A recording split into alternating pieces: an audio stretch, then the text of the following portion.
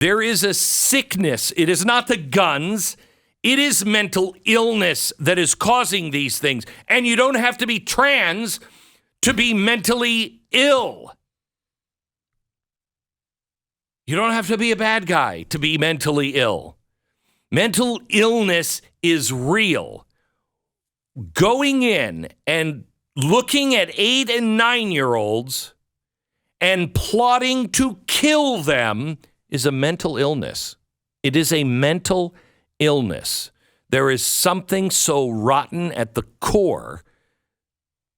What do you suppose that could be? Now, it could be many things. Just chemical mental illness. Sometimes people are predisposed to mental illness. Okay, we could find that out by talking to mom.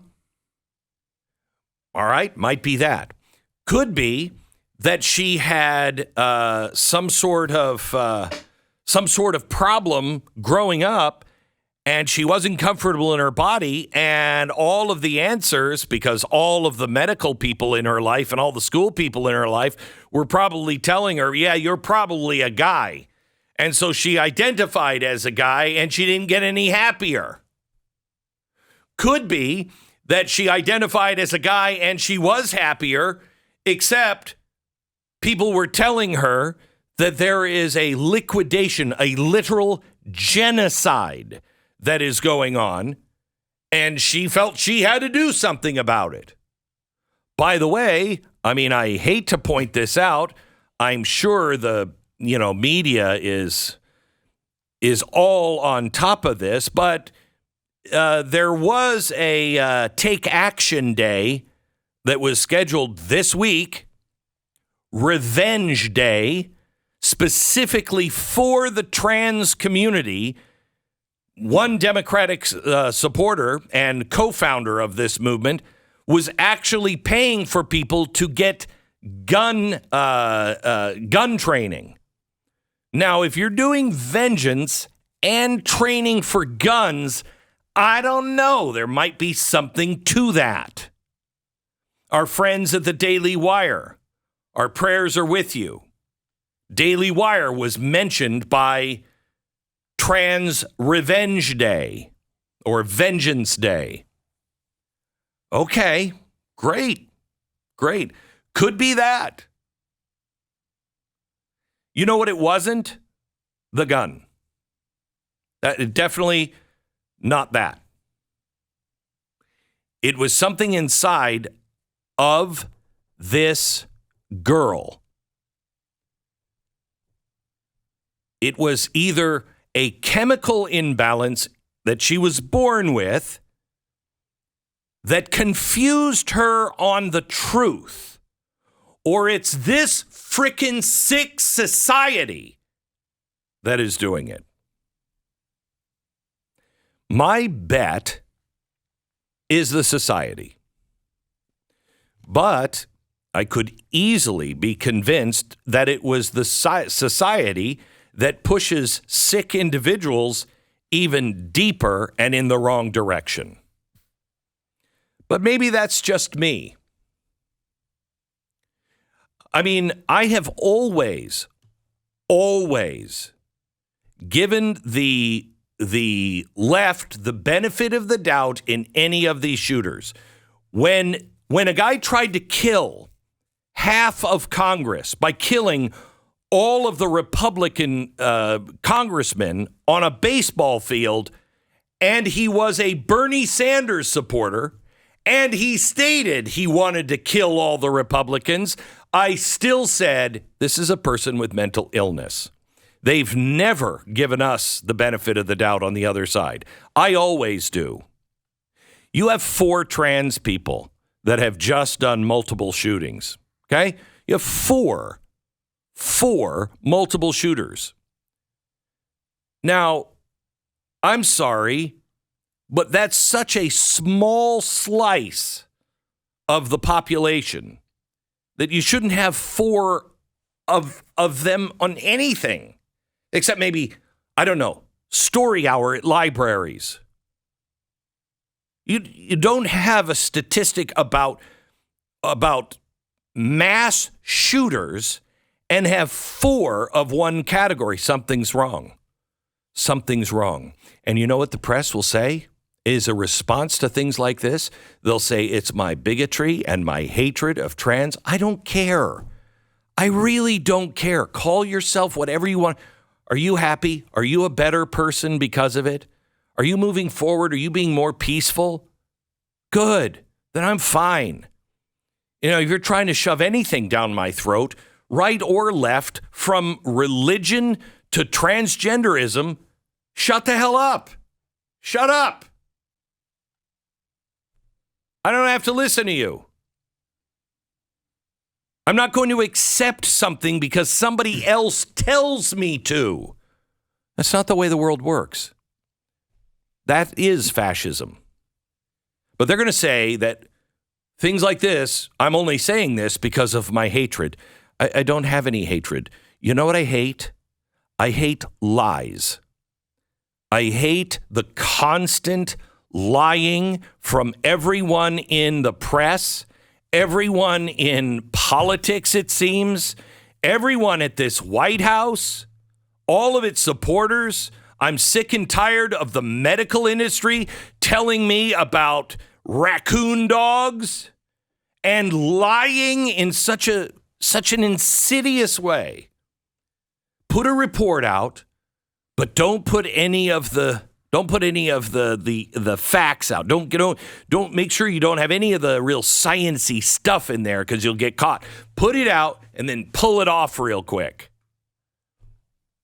Make sure that somebody like the Atlantic, are you at any point, is anyone in the media ever going to be, are they ever going to be offended that they think you're so dumb and they used you as a front? Or at some point, I have to assume you were part of it. Because they've lied to you so many times, a normal human being would go, okay, I'm not listening to you anymore. And in fact, I'm going to expose you because you told me this. I put my reputation on the line and you were lying and you knew that they were lying. I'm not listening to you anymore. But they keep listening. They keep listening. Don't listen to these so-called experts. What is happening to our children right now is dangerous. It is confusing our children. Our children are innocent. They are ripping the innocence away from our children.